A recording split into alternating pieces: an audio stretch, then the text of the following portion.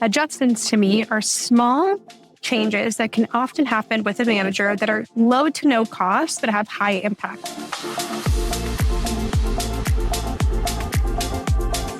The future is neurodivergent. That is a statement I've been hearing more and more lately from businesses that are starting to focus on building neurodiversity hiring programs. Why? Well, statistically, we're seeing more of today's workforce enter with some form of a neurodivergent diagnosis. And for existing employees, the numbers continue to increase with more people discovering their own late diagnosis.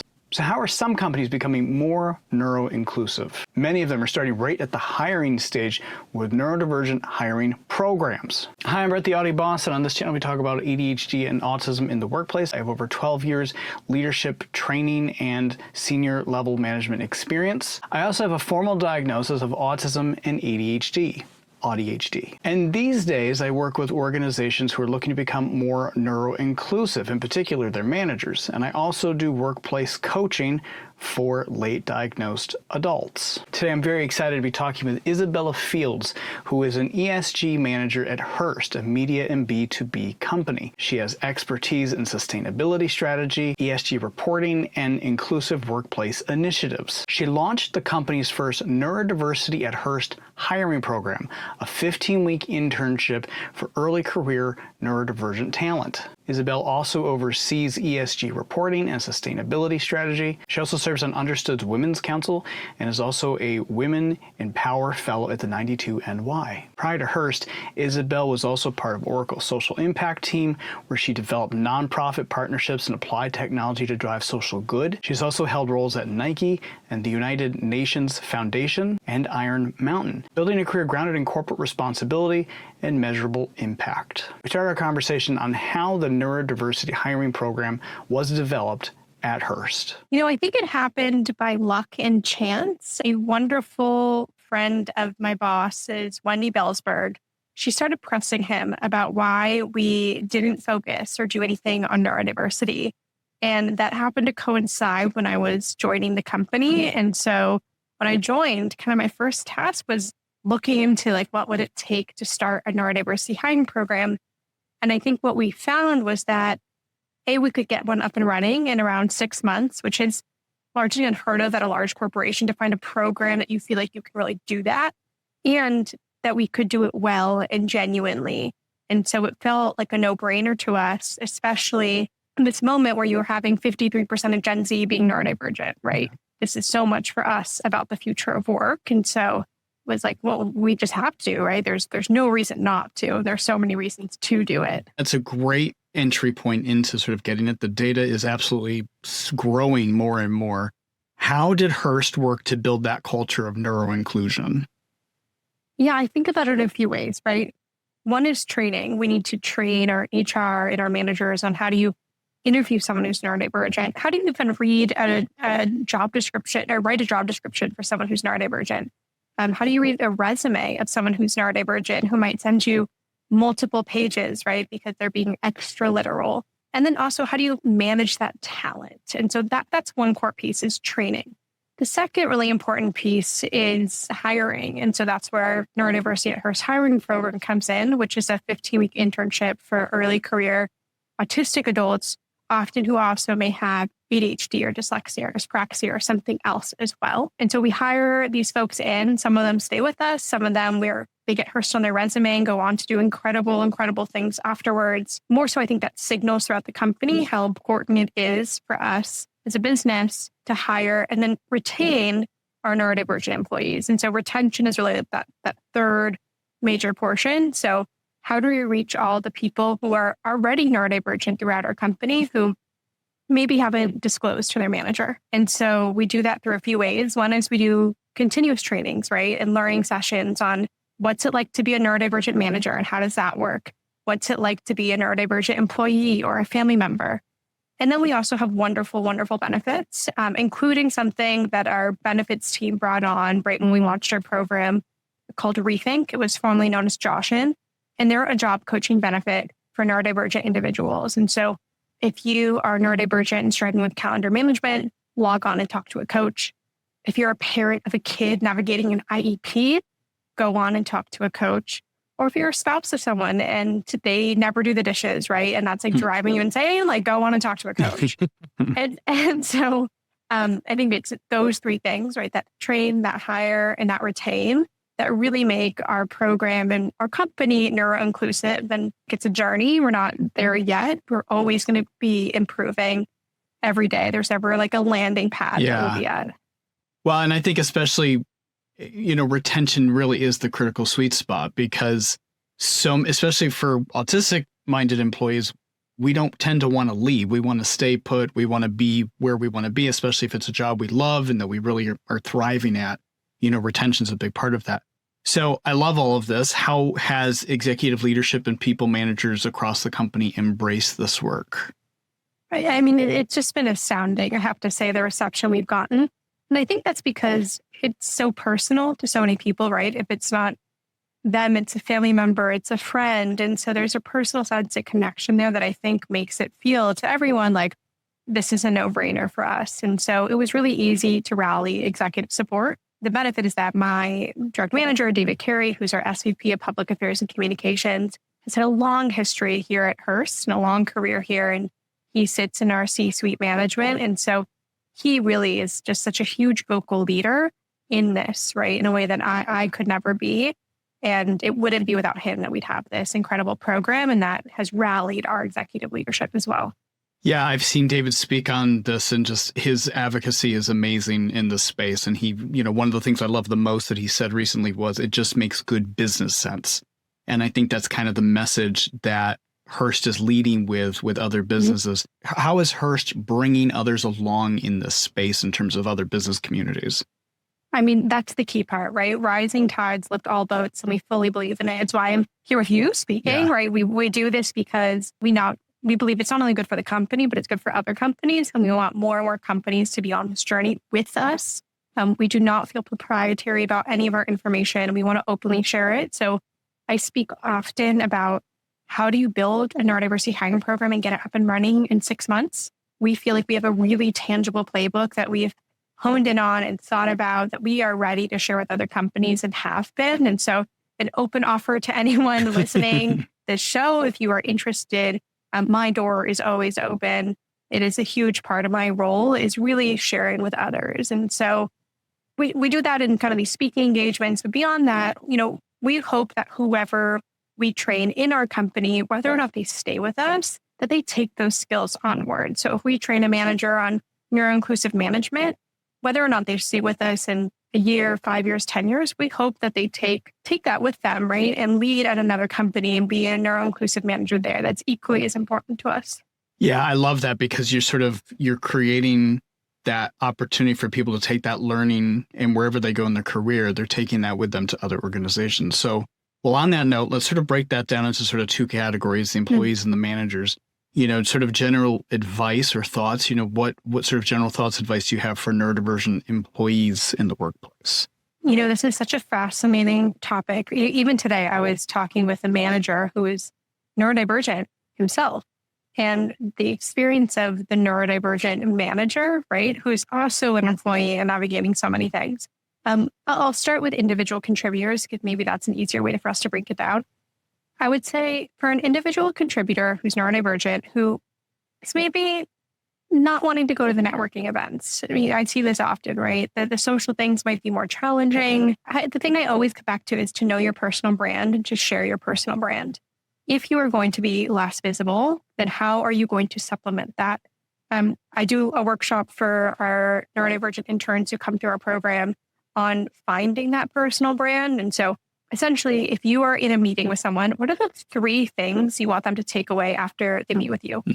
We kind of all do that inherently, right? Even then back in my mind, when you meet with someone, you're like, oh, this person was so diligent. They were really on top of things and they're so easy to work with. Or maybe it's not those things. And so I tell every neurodivergent individual to say, what's your personal brand? And how do you end up exemplifying that in every interaction you have? Because that's really how I see neurodivergent individuals grow within the company is they're portraying that personal brand. And then when their manager meets with someone else that they had met with, they go, oh my God, I worked with Brett today and but was so on it, was so easy to work with, and just such a yes person. I just was so overjoyed. And that makes your manager look good. That makes them feel good. And then that flows down to you. Yeah. So I would always come back to that. It's know your personal brand. And for the managers, I think it's largely the same thing. It's just a little bit of a different flavor. Because if you're a neurodivergent manager, right, you still might struggle with all those same things. But the question is, how do you show up in your personal brand, both to your employees who are reporting to you and to your leadership? And how do you be a good conduit? And what does your personal brand look like in that? And in addition, like, how you give feedback? How does that show up in your personal brand? I often hear a neurodivergent manager who really struggles to give feedback, and it might come up as harsh or blunt or whatever it is. And so really knowing your personal brand and thinking about those small interactions and how they show up. For the manager of someone who is neurodivergent, the neurotypical manager who is managing someone who's neurodivergent, I would say it's a totally different tactic. It's listen. It's listen to what your employee needs, not how you have been taught to manage. Managers of neurodivergent individuals outperform other managers because they make everyone on their team work best. Instead of saying, here's how I am as a manager, here's how I want everything done, to make your neurodivergent employees succeed, you have to say, well, how does Brett work best? How does Isabel work best? How does this person work best? And that's what we really call as like neuroinclusive management. And so that's a totally different tactic. Yeah, I love that, because when you drill into that, you find out what their barriers are. And then when we can have our barriers removed, that's where we shine best in those opportunities. And that's where we can be really great collaborators with our managers at the same time.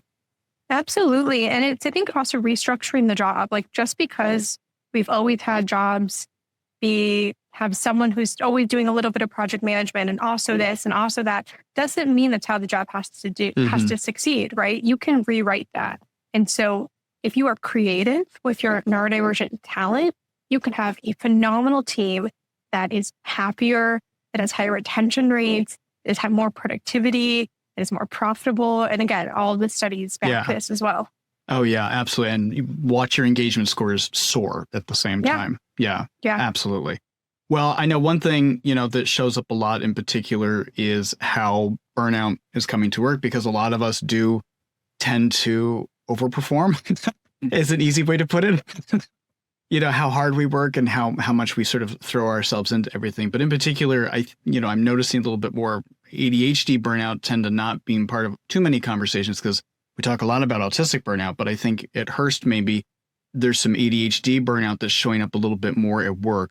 What are some steps that you're advising people in your organization to sort of manage burnout as it's coming up? The really challenging part about how wonderful the advocacy around neurodivergence has been is that we inherently create this like double standard for neurodivergent individuals, where for them to succeed, they have to outperform, right? And so it's a really slippery slope. And so for the neurodivergent individual, you have to know yourself. You really have to know yourself, and you have to know how you work best. Do you work best when you need a break after a meeting? Block your calendar. Truly block your calendar for 15 minutes after a meeting. And if that means that for that next 45 minutes, you're going to be more engaged, more productive, then you should, right?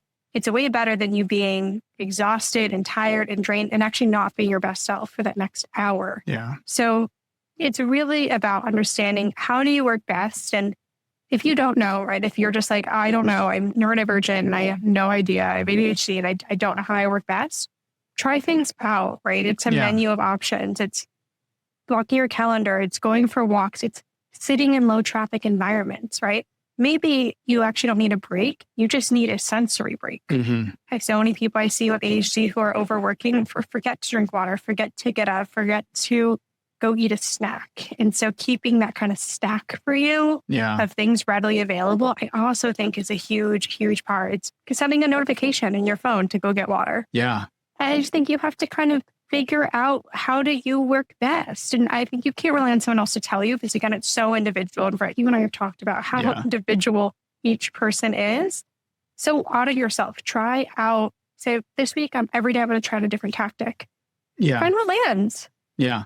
Yeah, I like that a lot because really with especially alexithymia and interoception, how those both show up within a neurodivergent individual, we do need reminders to go eat. We do need reminders instead of like, I can leave a meeting and get really excited about something that we just talked about and want to jump into a hyper focus and like run into that thing and go do only that thing when really I need to pause, go get a drink of water and have something to eat before I go head first into something, and having those types of reminders really scattered throughout the day, and processing time, after a really big conversation, just especially with my boss, I'm going to want to go take processing time to sort of figure out what just happened in that conversation.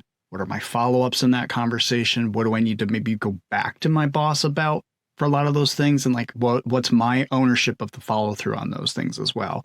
And just sort of taking that time helps us sort of manage that, as opposed with becoming like an overwhelming thing later in the day or the week. A step beyond that is to tell your manager, I need time to process after you give me feedback. In an hour after a conversation, I'm going to send you a note with some questions. And if you have that communication with your manager and your manager knows Isabel isn't going to ask a lot of questions when I give her feedback, but I know an hour later she's going to send me an email, like, that's great. Yeah. That's awesome. But you have to know those things about yourself, right? And then ask for them and advocate for them. And hopefully you're in a workplace that lets you do that. Yeah. And there are so many incredible workplaces out there that really focus on neuroinclusion. Hearst is just one of them. And so this is really where the world is going. Yeah. And I'll add one more thing to that. If you are looking for career growth, taking the time to do that work on yourself is a huge factor. To be able to sit down and go, what are my strengths? What are my weaknesses? What are the things that excite me? What are the things that kind of drain me? That sort of helps you when you advocate for yourself in terms of where you want your career growth to be. So I think that's really a critical thing to be thinking about. Yeah, absolutely. And I mean, like me, for example, I get really lethargic after 3 p.m. Doesn't mean I'm not going to work and I'm going to work my full work day. But I know that if I'm going to have a really important meeting or I have to do a really important presentation, scheduling it at 3 or 4 p.m. is probably not the best time for me. That's the time I'm better heads down doing emails or other things. And so you have to know those things about yourself and really spend time on it. It's a beautiful thing to do. One thing I've heard you talk about, which I think is really helpful, is the differences between an accommodation versus an adjustment. And I love how your thinking is on this. I wonder if you could maybe just talk a little bit about that. Yeah, this is my favorite topic to discuss. So thank you for asking me about it. I believe that accommodations are wonderful and they serve a huge, huge purpose, but they also require a higher barrier to entry, right? An accommodation is something that you are submitting a formal request from either your manager or HR, depending on how your organization goes about it. Sometimes it has to go through legal. It takes time. And accommodations have their purpose, but I really like the idea of adjustments.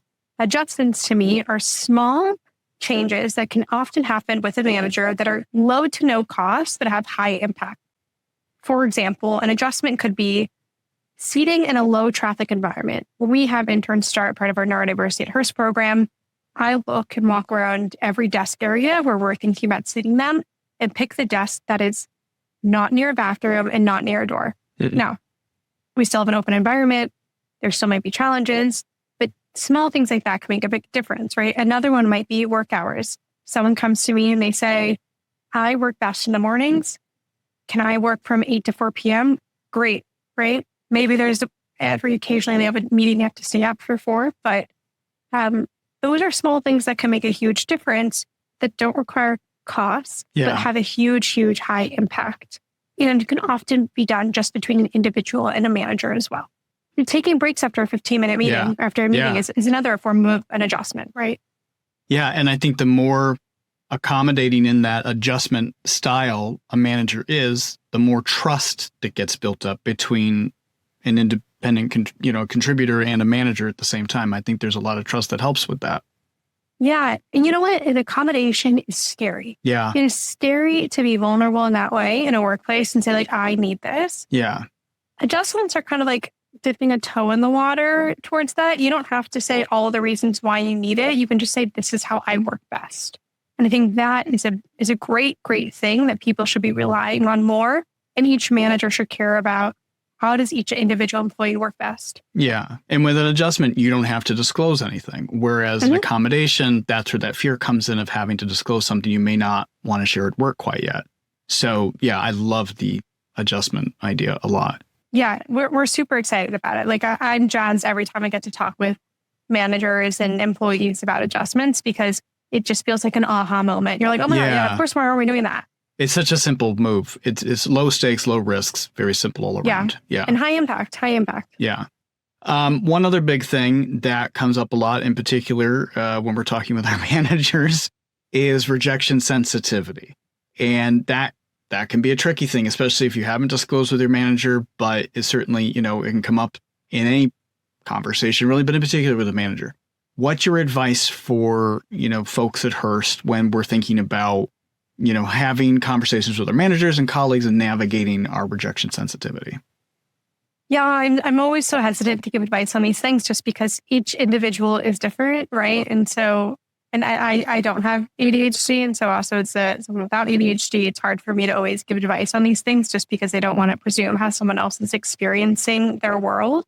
But with that said, I think that a lot of rejection sensitivity is, and knowing the process really well from working in this area, and you have to know and be able to see what someone else is saying and be able to say, oh, this is my trigger. This is my rejection sensitivity. And that's a really hard skill to do in the moment. Yeah. To be able to kind of see those two things and say like, ooh, like, they're not trying to be critical. I'm only just hearing that. Yeah. And back to kind of our earlier conversation about auditing yourself and knowing yourself, like that is a huge part of it for folks who do have rejection sensitivity. And so, part of that, as we said earlier, is someone's giving you feedback, take the hour to process that and try to weed through, well, what's my rejection sensitivity, or were they actually harsh, and understanding that process and then following up with the questions, right? Sometimes I think that breaks and space can do so much in the workplace. And we're just not taught to do that because we're taught to like go. Yeah. And so I really encourage the folks who do have rejection sensitivity to take those breaks to understand their triggers, where it comes up, and then be able to really have that moment of, okay, what's me, what's them? Yeah. Again, hard. Yeah, you're right. It's going to show up so different for every individual. And, oftentimes what can also help is, do you have a grounding friend or colleague you can share that with in a confidential way that, you can say, hey, I just got this feedback and I'm having these feelings. Can I process that out with you? And somebody who, like I said, is a grounding person who isn't going to also be reactive in a way that's, but can say, okay, well, maybe that's not, here's what that phrase might mean, or here's what that intention is behind that. So that can help quite a bit. Yeah. I'm super proud of the fact that when we launched our neurodiversity hiring program, within the year, we had 3 different disability employee resource groups pop up throughout the company. Some of them specifically focused on neurodiversity, some focused on disability as a whole, including neurodivergence. And go to your employee resource groups, right? Like, be friends with those colleagues, lean on them, right? Other folks there are also going through similar things, I'm sure. And so that is a great outlet, or use the benefits, right? For us, when we have Rethink, if you're struggling with rejection sensitivity, go talk to a coach. And Rethink is just one of the amazing companies out there. There's many others, whether you're with a corporation that has benefits or not, those coaches are available and you can find them, because it's a muscle, right? To really work at and strengthen to understand your rejection sensitivity and be able to see what's that. I think I would just say that to the neurodivergent folks who are listening, or to the family members and friends of neurodivergent folks that are listening, each neurodivergent person is different and it's going to have different gifts and challenges at the same time. And that you are the future, right? As I said, 53% of 53% of Gen Z identify as neurodivergent. In the next 4 years, they will be the neural majority in the workplace. And so You're the future. Own that gift. My thanks to Isabel for her time today. If you'd like to learn more about the neurodiversity hiring program at Hearst, be sure to check out the description below for more information. And as noted in our conversation, how do we manage that self-reflection as autistic and ADHD employees to find out what our needs are? Well, I have developed a special workbook and tool just for that purpose. It's my Drains and Sparks AuDHD Workplace Workbook. With guiding questions, this self-reflection tool helps any neurodivergent employee to help them better unmask to themselves what their specific needs are in the workplace. What are the types of things that drain your energy? What are the types of things that give you that spark, those things that you really want to be doing at work? Check out my shop attached to my YouTube channel or in the link below this video for more information. Be sure to check it out and let me know what you think. And if you or your organization would like to work with me on neuroinclusivity, or are interested in training your managers on more neurodivergent best practices, or you just need individual coaching as a working professional, let me know by reaching out at my contact information. Again, the details are below. Thanks for watching, and I hope this was helpful, and be sure to check out more of the resources on my channel while you're here, and be sure to subscribe for more. Thanks for watching.